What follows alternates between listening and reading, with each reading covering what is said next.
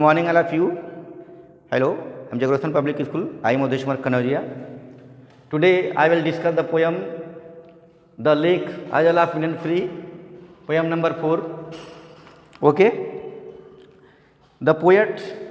This stanza has been taken from the lesson of Beehive Books, composed by William Walter Yeats. Okay. Poem. First, I will read the poem. I will arise and go now and go to the inner free, and the small cabin built there of the clay and wattle smooth. Nine wind row will the I have there a few for the honeybee, and live alone in the bee loud glad. Okay.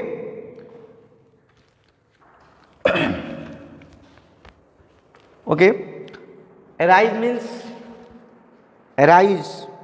means get up. Okay, get up, उठना. Arise means उठना, get up. And poet क्या कहना चाहते हैं? Poem this will know. Poem explore the poet longing for the peace and tranquility of inner free place where he spend a lot of time. Boy, the poem is lyric. सबसे पहले कवि ये कहना चाहते हैं कविता में, यह एक आइनाश फ्री नाम की जगह शांति और सुकून के लिए दर्शाई गई है,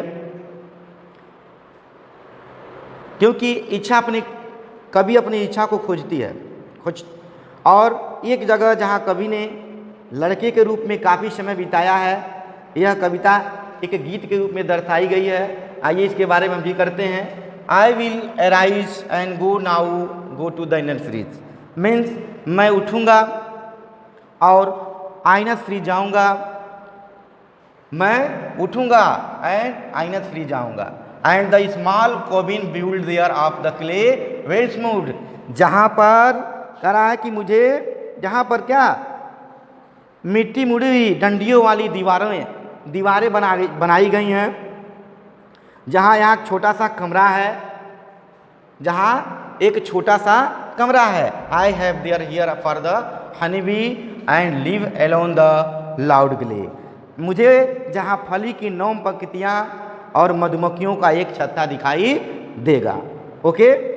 मैं उस मधुमक्खियों की हनी बी मैं उस मधुमक्खियों की आवाज़ को live alone in the bee loud glade बड़ी प्रसन्नतापूर्वक सुनूंगा. ओके. मैं उठूंगा और आइनस फ्री जाऊंगा. वहाँ मिट्टी व मुड़ी हुई डंडियों वाली दीवारों से बना एक छोटा सा कमरा है. मुझे जहाँ पर फली की 9 पंक्तियाँ और मधुमक्खियों का एक छत्ता दिखाई देगा. मैं मधुमक्खियों की आवाज़ वाले खुले स्थान पर अकेला रहूँगा. Okay, that is clear. I read the second paragraph. And I shall have some peace there for the feet comes dropping slow, dropping from the wells and morning to where a cricket sings. Okay, dropping means falling. Dropping means falling. Dropping means falling. Okay. And well means होता है covering. Well means covering. Okay.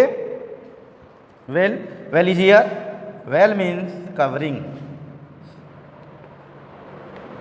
Well means covering.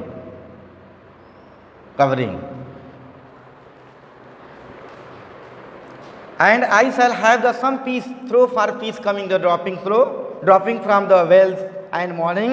ठीक है. मुझे वहाँ पर शांति मिलेगी. I shall have to some peace. मुझे वहाँ पे शांति मिलेगी. और धीरे धीरे बहती dropping flow the dropping from the wells. बहती हुई धीरे धीरे बहती हुई शांति सुबह के पर्दे से गिरती हुई वहाँ तक आती है. जहाँ पर क्रिकेट झिंगुर, जहाँ पर cricket sings there midnight's all the glimmer and noon and the purple glow and every full of the linnet swings. जहाँ पर क्रिकेट झिंगुर आधी रात में, सुबह से लेकर रात तक आधी रात में एक आकर्षण और दोपहर तक बैगनी चमक छोड़ते रहते हैं। ओके, वहाँ की and evening full of the leaning wings, अरे शामिल वहाँ की सामे लीने नामक पक्षियों, लीने नामक पक्षियों के पंखों से भरी हुई शाम को ये पक्षी घूमते रहते हैं, वंडरिंग करते रहते हैं, लीनिंग करते रहते हैं, घूमते रहते हैं। मैं उस आइनस फ्री पर जाऊंगा, आइनस फ्री की सुबह शाम और दिन रात शांति देने वाली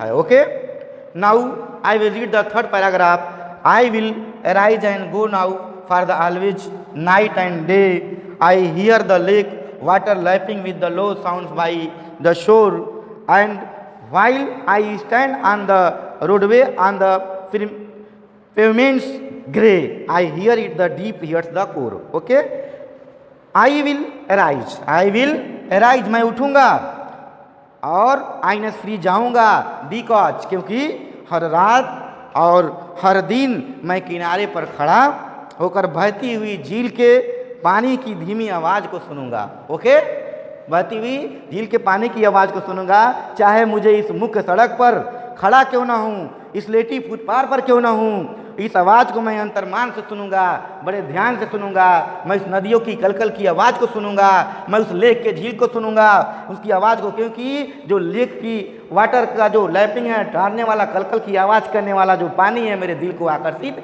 कर लेता है, मेरे दिल को छू लेता है, टच कर लेता है, अपनी तरफ खींच लेता है। कवि का यह कहना है। Thank you very much.